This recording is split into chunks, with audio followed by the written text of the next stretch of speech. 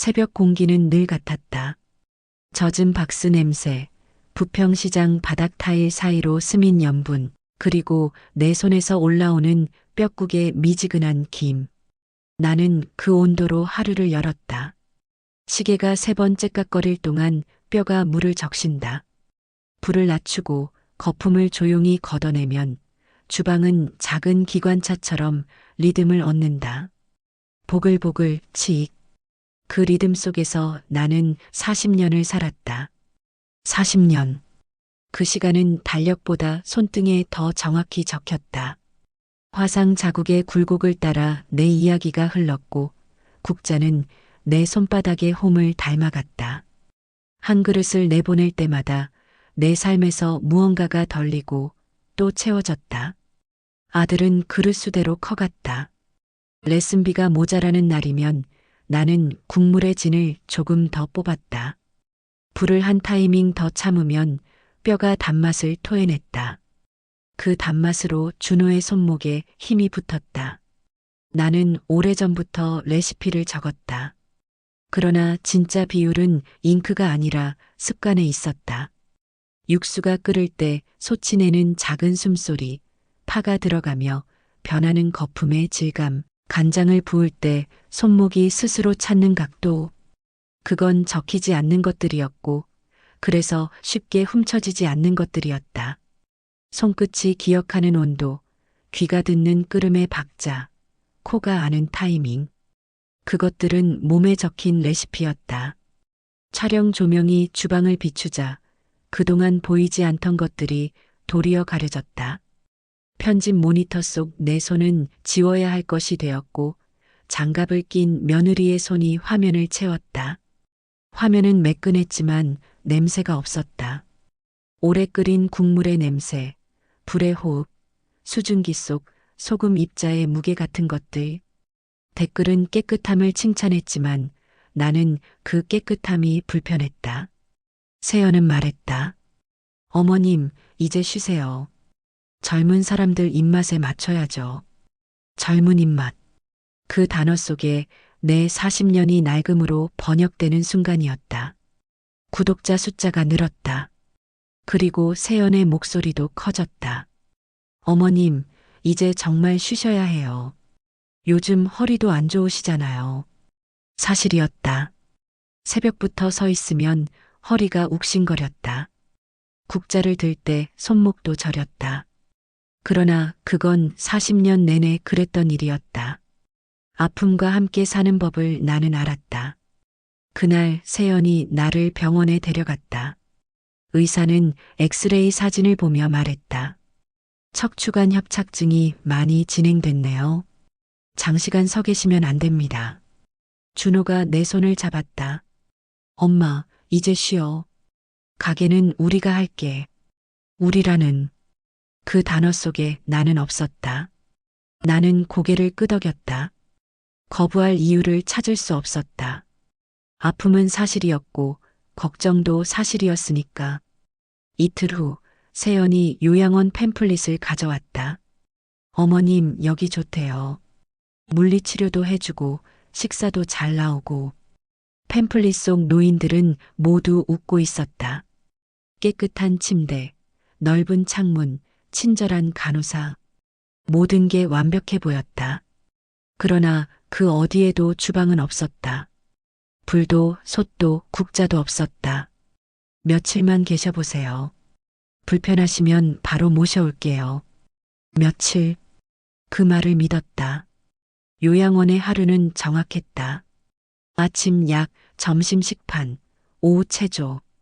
정확함은 친절했지만 내 삶과는 맞지 않았다. 식판의 국은 미지근했다. 미지근한 국을 마시며 나는 처음으로 생각했다. 내가 잃은 건 근육의 힘이 아니라 불 앞에서 내 시간을 스스로 재단하던 그 권리였다. 물리치료사가 말했다. 허리 좋아지시려면 적어도 3달은 여기 계셔야 해요. 3달.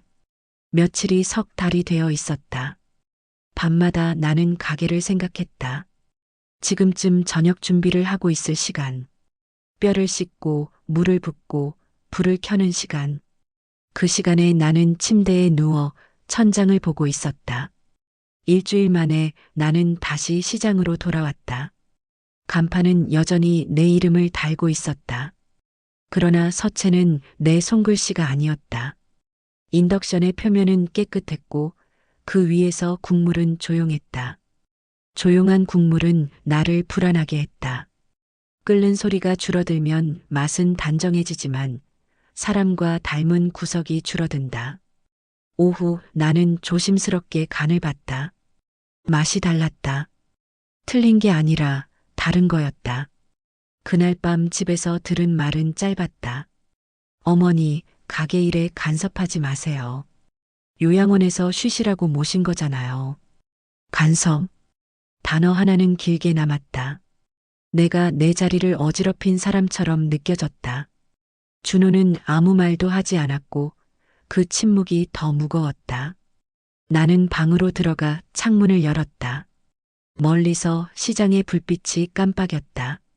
그 불빛 아래 내 솥이 있고 내 국자가 있지만 내 손은 여기 있었다. 그제야 알았다. 요양원은 쉬라는 게 아니었다. 비키라는 거였다. 내가 가진 것은 가게 하나가 아니라 불 앞에서 쌓은 시간의 촘촘함이었다. 그리고 그 시간은 허리가 아프다는 이유로 포기할 수 없는 것이었다. 아침과 점심의 경계가 흐려지던 날 말수가 전화를 했다. 언니, 잠깐 나올 수 있어? 시장 구석 분식집에서 말수는 봉투 하나를 건넸다.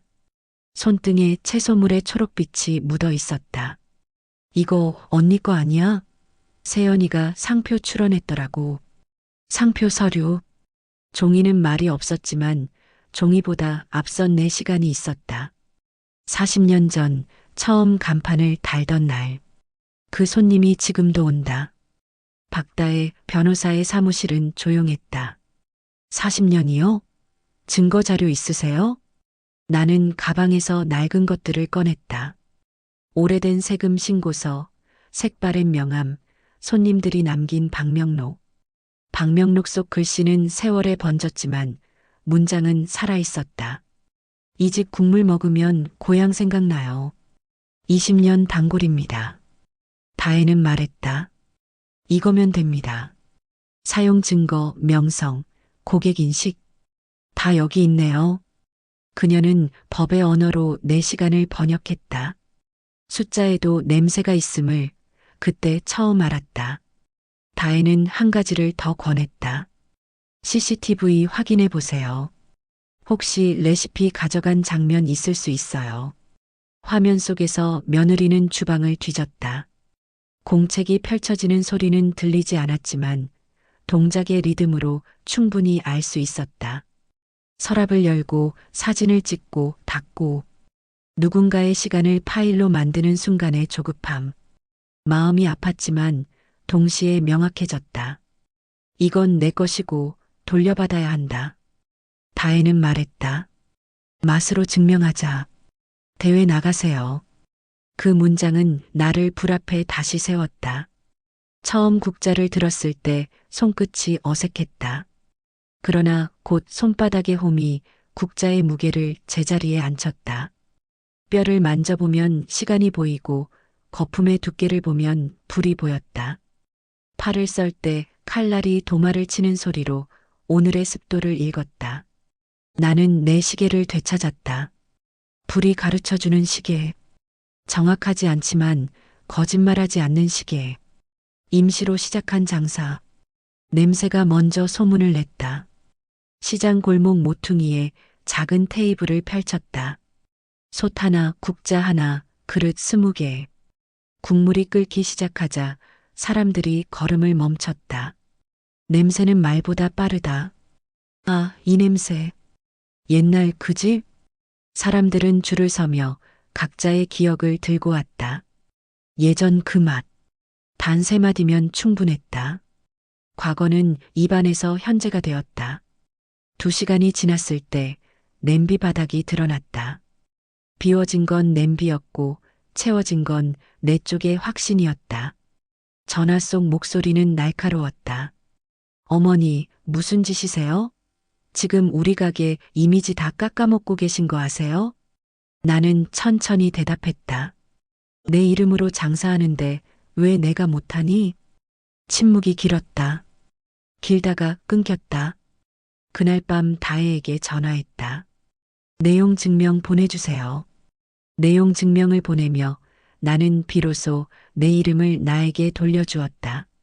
대회날 새벽 주방은 작은 선착장이었다. 재료가 들어오고 불이 출항했다. 뼈를 골랐다. 너무 깨끗한 뼈는 힘이 없다. 약간의 살이 붙어 있어야 국물이 깊다. 특별한 건 아무것도 하지 않기로 했다. 평소처럼이 가장 어렵고 그래서 가장 강하다. 국물이 끓기 시작하면 거품이 올라온다. 거품의 색을 본다. 회색이면 아직이고 미색이면 걷어낸다. 거품을 걷어내는 타이밍이 국물의 투명도를 결정한다. 골프장으로 가는 길 준호가 운전을 했다. 그는 아무 말이 없었지만 핸들을 쥔 손에 힘이 들어가 있었다. 엄마 할 수 있어. 짧은 문장이었지만 무게가 있었다. 아들의 응원은 아침 햇살보다 따뜻했다. 부스 번호는 6. 종이 위의 숫자에 마음이 흔들리지 않기로 했다. 주방 세팅을 시작했다. 도마의 위치, 칼의 각도, 국자가 놓일 자리. 모든 것에는 이유가 있다. 손이 최단 거리로 움직이게. 40년이 만든 지도였다. 심사위원들의 걸음은 일정했고 표정은 얇았다. 얇은 표정은 좋은 표정이다. 얇을수록 맛만 남는다. 첫 숟가락에서 심사위원의 손목이 미세하게 멈칫했다. 멈칫은 혀가 길게 듣겠다는 뜻이다. 그는 국물을 입에 머금고 천장을 봤다. 천장을 보는 사람은 기억을 더듬는 중이다. 맛은 현재만 사는 게 아니라 과거를 데리고 온다. 두 번째 숟가락은 깊이가 달랐다.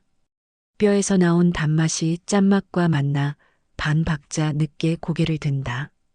주방과 심사 테이블 사이에 보이지 않는 메트로놈 하나가 생겼다. 세 번째 숟가락 후 그가 작게 고개를 끄덕였다. 그 끄덕임을 나는 놓치지 않았다. 휴식 시간 누군가가 조심스럽게 다가와 말했다. 10년 전에 부평에서 먹어봤어요. 그 맛이에요. 10년이라는 시간이 한 숟가락으로 접혀서 돌아왔다. 시간은 사라지지 않고 맛으로 저장된다는 걸 그 자리에서 다시 확인했다. 그는 명함을 건넸다. 프랜차이즈 관심 있으세요? 나는 웃으며 고개를 저었다. 저는 한 그릇씩만 팔아요. 심사가 끝나고 기다림이 시작됐다. 나는 부스를 정리하며 솥을 닦았다. 솥 바닥에 남은 얇은 국물 자국. 그걸 보며 오늘을 복귀했다. 불의 세기는 적당했고 타이밍도 놓치지 않았다. 내가 할 수 있는 건 다 했다. 준호가 물을 건넸다. 엄마, 수고했어.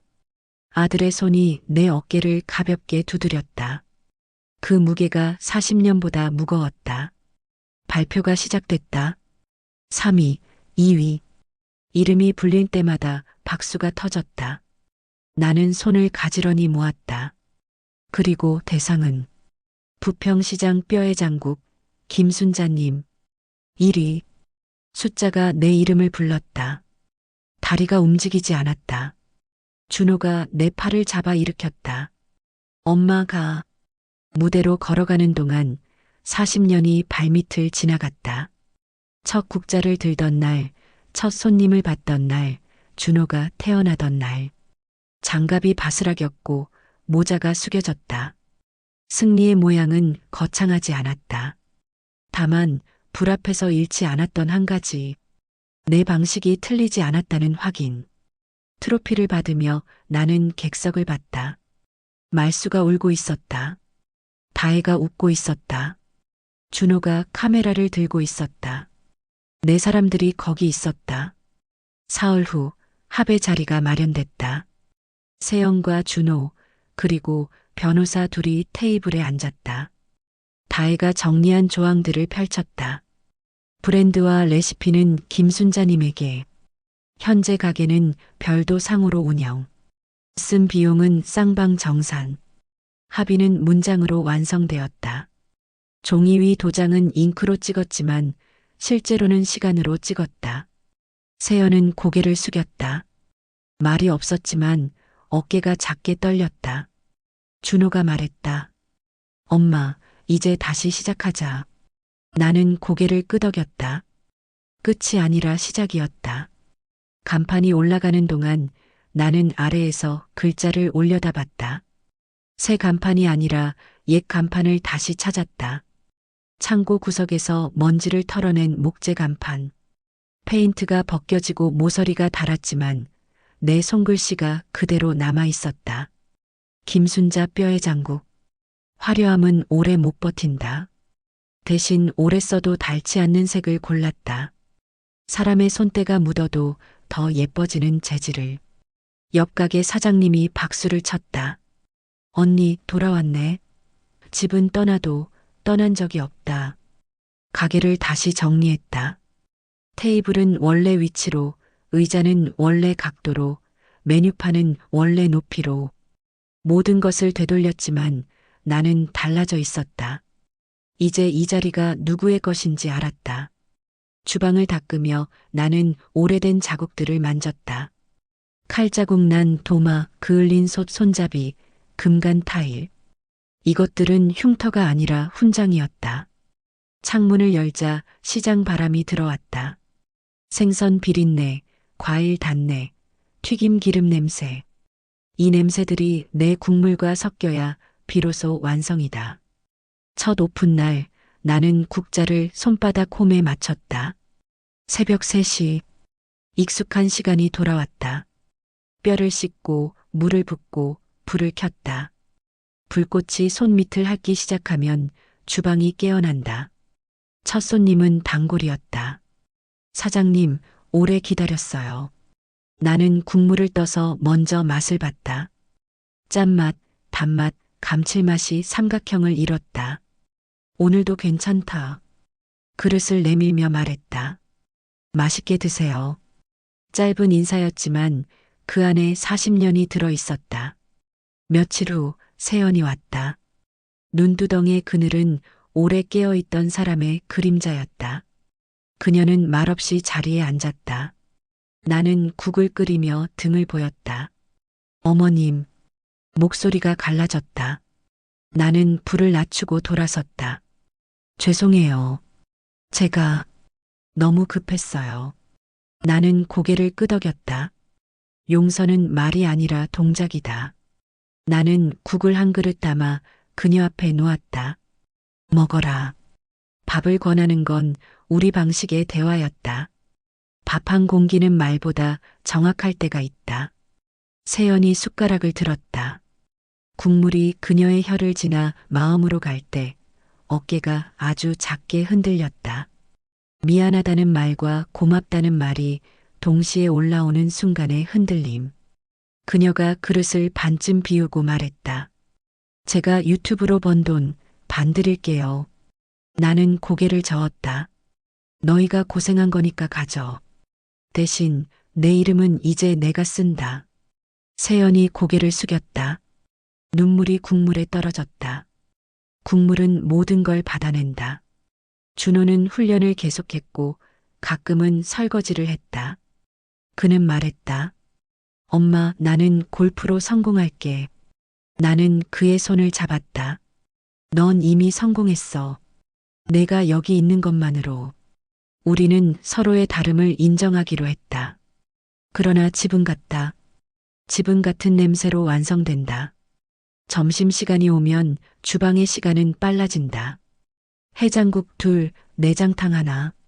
나는 국자를 들고 리듬을 탄다. 그러나 서두르지 않는다. 빨리 하되 급하지 않게. 사람들은 각자의 한 숟가락을 가지고 돌아간다.